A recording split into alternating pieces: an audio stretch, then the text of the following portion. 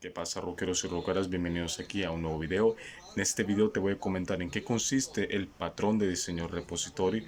Todo esto utilizando un ejemplo que desarrollé usando el lenguaje de programación C# y el framework .NET Core. Así que bueno, sin más dilación, me presento. Mi nombre es Programador y tengo como objetivo crear la mayor comunidad de programación e informática de mi país y de crear una comunidad de programadores que estén persiguiendo la excelencia. Así que bueno, si quieres ser parte de esta comunidad, te dejo aquí.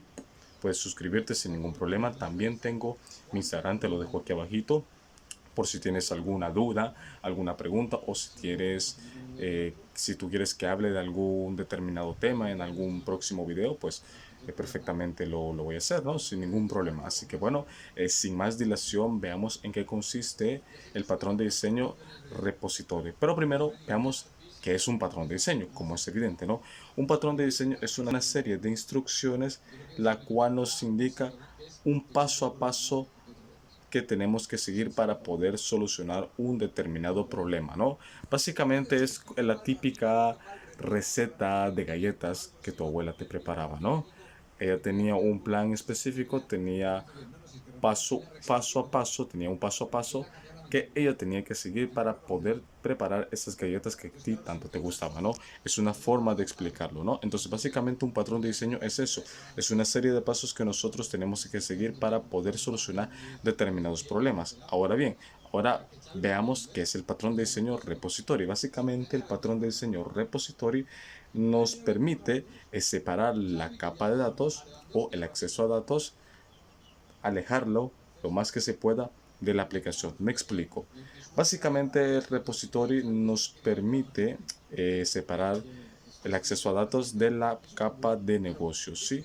Nosotros estaremos interactuando con la base de datos, pero no lo haremos de manera explícita, no lo haremos directamente con ella, sino que vamos a utilizar una especie de capa, una especie de intermediario que nos va a permitir utilizar determinados objetos, determinados datos que con ellos podemos realizar las míticas operaciones, ¿no? CRUD, leer, crear, modificar y eliminar. A lo mejor todavía no te ha quedado muy claro porque al final tanta definición a lo mejor confunde un poco, pero como te expliqué anteriormente, te lo voy a mostrar por medio de un ejemplo que yo he desarrollado para que así sepas perfectamente cómo se utiliza y en qué consiste. Así que bueno, sin más dilación, vamos a la máquina. Bueno, ya tenemos aquí, bueno, ya estamos, mejor dicho, en nuestro Visual Studio 2022. Así que bueno, como dije anteriormente, yo estoy desarrollando lo que es una aplicación en el framework .NET Core usando el lenguaje de programación C# y como podemos ver aquí en el explorador de soluciones la estructura de nuestro proyecto, ¿no? Si ustedes son bastante listos sabrán de que estoy utilizando el patrón de diseño MVC, ¿no? Modelo Vista Controlador, que este es el patrón de diseño que viene por defecto, ¿no? En el framework .NET Framework y .NET Core. Así que pues, ya dilación, vamos aquí a empezar. Y bueno, aquí tengo lo que son la que es la carpeta de controladores, los modelos, los servicios, una carpeta, implementación, repository, las vistas y poco más, ¿no? Así que bueno, ¿en qué consiste básicamente el patrón de diseño repository? Bueno, primero que nada, déjenme contarles de que esta aplicación está conectada a una base de datos SQL Server, ¿sí? Y esta aplicación contiene dos tablas, ¿no? Una tabla llamada productos, una tabla llamada categorías, ¿no? Prácticamente tengo dos tablas. La tabla productos está relacionado con la tabla categorías, ¿no? Así que bueno, dicho esto, esta aplicación está conectada a esta base de datos y aquí tengo los respectivos modelos, ¿no? Y el contexto de datos, ¿no? Todo esto lo he hecho, todo esto lo he realizado usando Entity Framework, ¿no? Lo que es aquí el mapeo, ¿no? Y por defecto me crea lo que es el contexto de datos, ¿no? Todo este contexto de datos lo podemos hacer de manera manual, pero para ahorrarme todo ese trabajo me apoyé de Entity Framework, ¿no? Por el asistente. Así que bueno, luego aquí tenemos, en este caso en el archivo app settings, la configuración de nuestra cadena de conexión, ¿sí? Aquí lo tenemos, ni más ni menos. Y en el programa, en la clase program hemos agregado el servicio, ¿sí? De nuestra conexión, como lo estamos viendo aquí en este momento, ¿no? Ahora, bueno, para poder utilizar lo que es el patrón repository, necesitamos crear una carpeta llamada servicios. Dentro de esta carpeta servicios tenemos que crear dos carpetas, una llamada implementación y la otra repository. En la de repository se van a encontrar todas las interfaces que nosotros vamos a utilizar y en la implementación clases que vamos a usar para poder implementar la respectiva interfaz. Si yo voy aquí a la interfaz y categoría repository que se encuentra en la carpeta repository, podrán ver que son la representación de los métodos que yo voy a utilizar. Básicamente las operaciones CRUD, ¿no? Aquí estoy utilizando pues las funciones de tareas, ¿sí? Y aquí le estoy indicando el modelo con el que voy a trabajar, ¿no? ¿Sí? Si quieren que hable en un próximo video en qué consiste la palabrita task, porque se suele utilizar muchísimo en el patrón repository, ¿sí? Que es muy importante. Igual, déjenmelo en la caja de comentarios si quieren que hable sobre este tema, ¿no? Los tags y las tareas asíncronas, ¿no? Básicamente las tareas asíncronas, ¿no? Porque la palabrita task nos permite trabajar con funciones asíncronas, ¿ok? Así que bueno, y nada, aquí lo que estamos haciendo es la representación de los métodos que vamos a utilizar, ni más ni menos. Luego en la carpeta implementación hay una clase llamada categoría repository. Como ustedes pueden ver aquí, yo estoy aquí implementando la interfaz, ¿sí? Para ello también estoy inicializando, o más bien estoy creando dos variables. Una de mi contexto, ¿sí? El read only son simplemente de lectura y al igual que de data set, y estoy aquí indicándole con qué modelo voy a trabajar, ¿no? Ni más ni menos. Aquí lo que hago es una inyección de dependencias y estoy inicializando lo que son las variables que voy a utilizar dentro de esta clase. Y aquí simplemente una vez implemente lo que son implemente la interfaz, se van a implementar los métodos que yo tengo dentro de esa interfaz.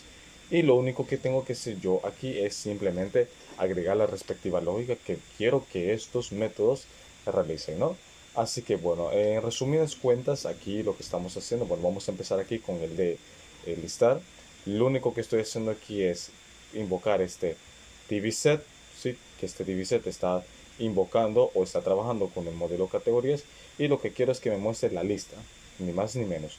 La lista de manera síncrona porque como estoy utilizando el task, que significa tareas, para poder utilizar el task necesito colocar async porque task me habilita lo que son las funciones asíncronas, ¿no? Como digo, si ustedes ya conocen cómo funcionan las tareas asíncronas, excelente, pero si quieren que hable más a detalle, perfecto, yo puedo hacer un video con respecto a ello, ¿ok? Y nada, aquí simplemente estamos trabajando con funciones asíncronas, ¿sí? Y aquí lo que estamos haciendo es nada más y nada menos que devolver una lista de datos. Y aquí vamos con el siguiente, que es el de agregar, en donde le estoy indicando con qué con qué modelo voy a trabajar. Aquí he creado un objeto de ese modelo y lo único que estoy haciendo aquí es invocando el dbset y estoy agregando add async, ¿sí? Que vamos a agregar de manera síncrona el modelo, ¿sí? Ni más ni menos. Y lo único que hacemos aquí con el context es guardar los datos de manera síncrona. Trabajamos, ojo, cuando estamos trabajando con funciones asíncronas, es muy importante que nosotros coloquemos esta palabrita await, porque el await es como que le estemos diciendo, espera a que hagamos determinada acción. En este caso, en resumidas cuentas, este await lo que está haciendo es esperemos establecer el modelo y luego agregamos el objeto que vamos a agregar. ¿Sí? En este caso, el objeto del modelo categorías. Y con este await le estamos diciendo, bueno, esperemos que el contexto guarde los cambios de manera síncrona. Y de manera síncrona, ¿por qué? Porque estamos trabajando con tareas asíncronas, ni más ni menos, ¿sí? O con funciones asíncronas, como tú quieras llamarlo. Y bueno, prácticamente eso es lo que hacemos aquí con el de modificar. Aquí lo único que hacemos, siempre trabajamos con funciones asíncronas, invocamos el contexto de datos, luego el respectivo modelo, luego invocamos el update porque vamos a modificar y le pasamos el objeto, ¿sí? Del modelo. y luego guardamos los cambios de manera asíncrona, ¿sí? Y luego aquí con el de buscar un ID, prácticamente lo mismo, ¿sí? Vamos a devolver el ID, ¿sí? Que nosotros vayamos a solicitar dentro de nuestra base de datos, ¿sí? Colocamos esta web para decirle, bueno, espera que establezcamos el, el modelo con el que vamos a trabajar y luego vamos a encontrar ese ID de manera síncrona, ni más ni menos, ¿sí? Como digo, de igual manera, yo siempre voy a hacer lo que es en un futuro un video explicando en qué consisten, ¿no?, las funciones asíncronas o las tareas asíncronas, ¿no? Porque básicamente el task es de tarea, pero para poder trabajar con, digámoslo así, con esta palabrita reservada, tareas, tasks, como ustedes quieran llamarlo, necesito utilizar la palabrita async, que es para poder trabajar con tareas asíncronas, ni más ni menos, ¿sí? Así que bueno, luego tenemos aquí con el de eliminar, que básicamente es igual que el de modificar, en donde estamos invocando el contexto, ¿sí?, el modelo, la palabra remove, que es remover, le pasamos el modelo, esperamos, ¿sí?, y guardamos los cambios de manera síncrona. Básicamente también es lo mismo en la clase producto repository. Básicamente es la misma lógica, ni más ni menos, ¿sí?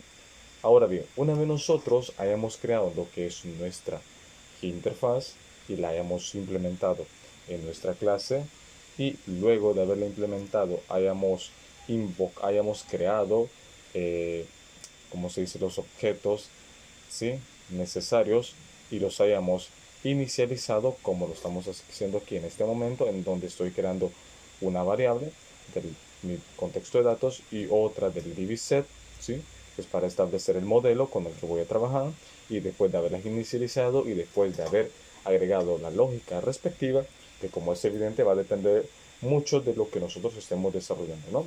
Una vez nosotros tengamos esto, tenemos que irnos a nuestro controlador. Como podemos ver aquí, tengo pues un controlador, ni más ni menos, ¿sí? Un controlador en donde estoy creando, en este caso, una variable de la interfaz, ¿sí?, y categoría repository, ¿sí? Estoy creando aquí una variable o un objeto, ¿sí? Y luego lo estoy inicializando para poder utilizarlo dentro de este controlador. Ahora bien, como nosotros dentro de la clase categoría repository, es la que contiene toda la implementación, como estamos trabajando nuestros métodos con funciones asíncronas o con tareas asíncronas, nosotros en nuestros controladores tenemos que trabajarlo de la misma manera, porque por defecto solo viene el public, el action result, que es un resultado de acción, y el nombre del método, ni más ni menos, ¿ok? Y luego nos está retornando una vista. Entonces, si nosotros intentamos invocar el método de nuestra clase que contiene la implementación, nos va a dar un error, ¿sí? Nos va a dar un error porque simplemente tenemos que respetar el estándar con el que nosotros hemos venido trabajando, ni más ni menos. ¿Ok? Entonces, lo que estamos haciendo aquí es eso, respetar el estándar. Por ejemplo, aquí he creado lo que es, por ejemplo, una vista, ¿sí?, que es para listar las categorías, ¿sí? En donde, repito, aquí es importante crear la variable, ¿sí?, de la interfaz, luego inicializarla y crear el respectivo método. Indico, ¿sí?, el HTTP GET, ¿sí?, porque lo que vamos a hacer aquí es mostrar datos, ni más ni menos, no vamos a enviar nada. Y coloco public async porque estoy trabajando con tareas asíncronas, y luego task, ¿sí?, que es la palabrita reservada, abro símbolo de menor y mayor, y aquí coloco el action result, ¿sí?, y luego el nombre del método, ¿sí?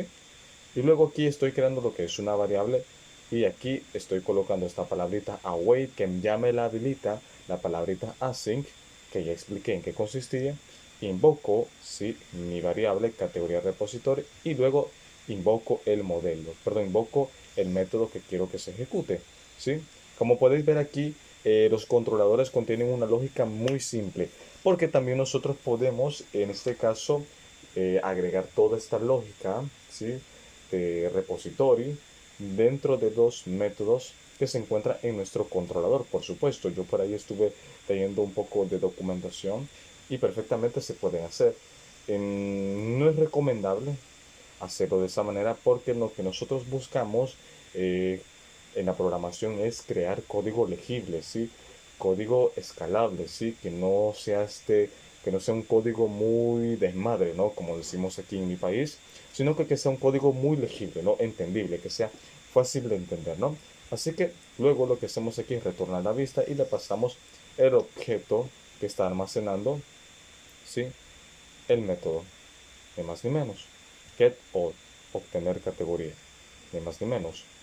Ahora bien, una vez nosotros, ¿sí?, tengamos toda esta lógica, podemos proseguir a crear lo que es la vista, y por ende, una vez nosotros carguemos la vista, se van a mostrar los respectivos datos, ¿sí?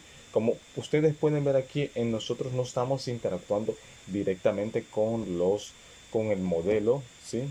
¿Sí? Con el modelo que nosotros recientemente habíamos mapeado. Si nosotros no estamos interactuando directamente con los, ¿cómo se dice? Con los objetos que se encuentran dentro de este modelo, ¿sí? Por ejemplo, yo no estoy interactuando directamente con este modelo, ni tampoco con el otro modelo, sino que estoy creando una especie de capa, ¿sí?, para poder utilizarlos, ¿sí? Esta es una buena forma de programación, sí, muy, pero muy interesante, ¿sí? Una forma de programación, un patrón de diseño que se utiliza muchísimo.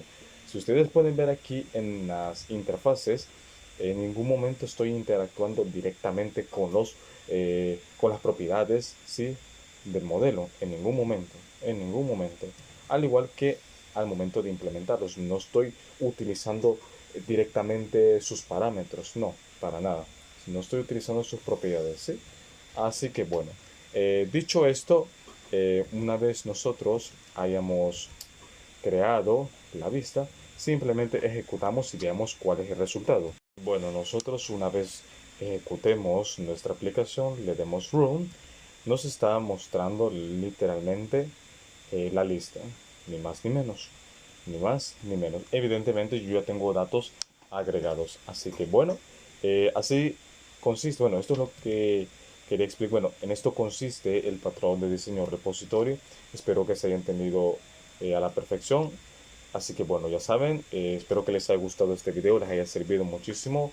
No olviden compartirlo, suscribirse si son nuevos, dejar un fuerte like, comentar qué te ha parecido. No olvides seguirme en redes sociales. Así que bueno, desde aquí, un fuerte beso y nos vemos en el próximo episodio. Un saludo.